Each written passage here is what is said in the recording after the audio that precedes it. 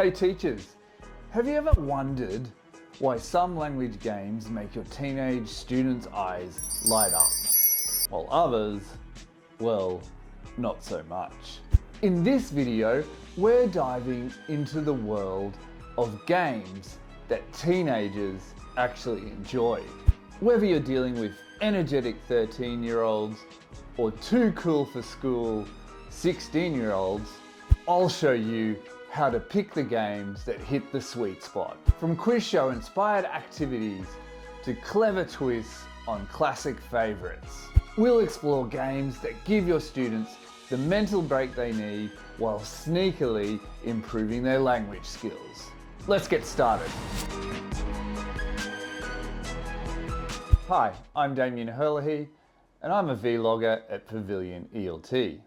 This is series 5, and in this series I'm focusing on Pavilion's ETpedia series. This series covers a variety of topics over a range of teaching contexts. Each book follows a unique format of lists, including top 10 tips, ideas, questions, activities, and resources. For this episode, I read ETpedia Teenagers, and the section I'm focusing on are games that teenagers enjoy. On to game 1. This first game is a well-known activity that has many variations.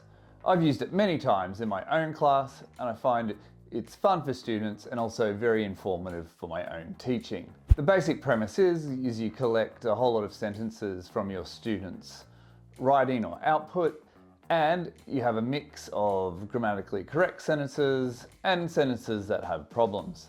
Students then bid on the sentences that they think are correct.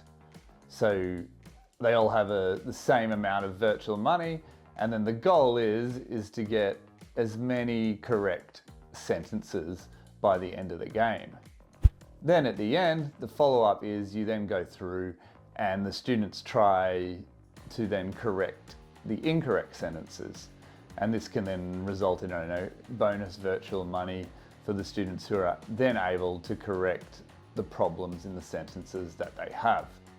Also, as I said before, it's a good way to inform your teaching.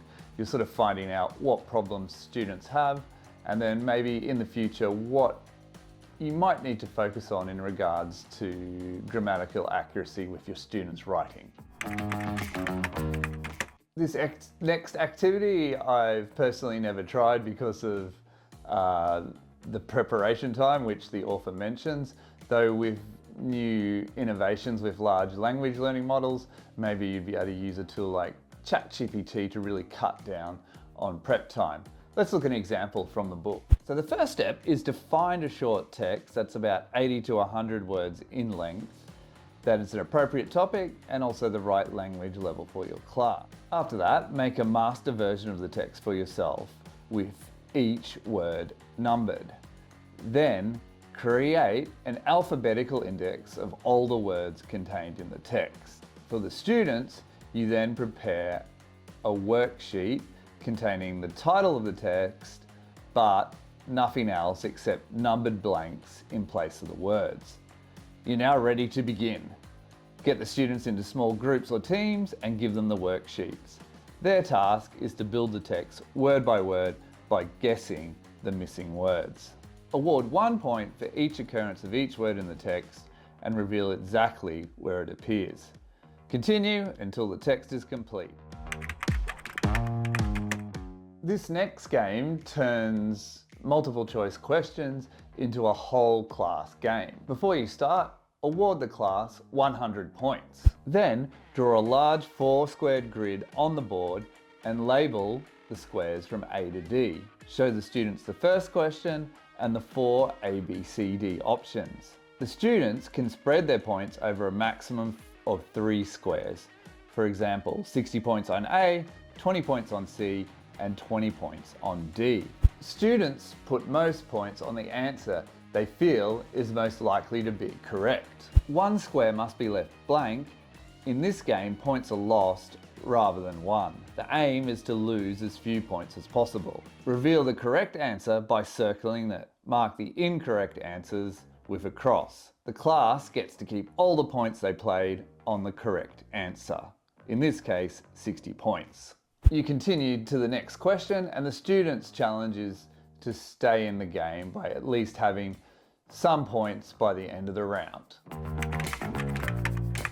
You can add a twist to multiple choice quizzes by making the answers transparent. Start with a countdown of 5, and then students need to reveal their answers. You can either do this like physically, hands on head, or there's a whole lot of technology solutions. You could have it displayed, on the TV at the front of the classroom. Then during that countdown, students can try to bluff each other by displaying the correct answer and then changing at the last second. So once you finish the countdown, the answers are locked in and you reveal the correct answer. This game is based on the format of a penalty shootout used to decide games in football. Divide the class into 2 teams and draw the following scorecard on the board. Teams take turns to nominate one player to step forward. They need to then answer a revision question. If they get it correct, you give them a circle. If they make a mistake, they get a triangle. Then after 5 rounds, the team that has the most circles or goals is the winner. If it's tied, you could then go into a sudden death round. A little variation I like to add on is if you have a small football and goals, students can then score bonus points after answering their question. It adds a bit more physical fun. This game is based on the former quiz show of the same name. The first step is to draw or display the honeycomb grid playing area and put a starting letter in each hexagon. Each starting letter indicates the first letter of the correct answer. For example, what B is the past participle of buy? Whoever answers the question correctly can choose the next hexagon to be played for. Students play in 2 teams, one horizontally and one vertically. The aim is to win hexagons and to use them to make a connection all the way across the board in your team's direction, horizontally or vertically. In order to win a hexagon, you have to be the first one to write down or shout out the answer. Expanding sentences. Write 2 short sentences on the board, and then the 2 teams need to each take turns to add an additional word or 2. But the trick is they need to keep the sentence grammatically correct. The game continues until one team makes a mistake or can't expand the sentence any further. Hold a contest to see which students can type grammatically correct sentences. Now for this activity, I'll do a small variation using telephone and make it a dictation style activity. So maybe you'd have 2 or 3 teams in groups of 4, and in a chain, starting with the teacher reading a sentence, they need to then pass that sentence to the next student, until finally the 3rd student then tells the typer the full sentence. And then they need to practice their listening and their typing skills. This is a classic game, and I'm sure you've either heard of it or used it in the classroom. Alibi.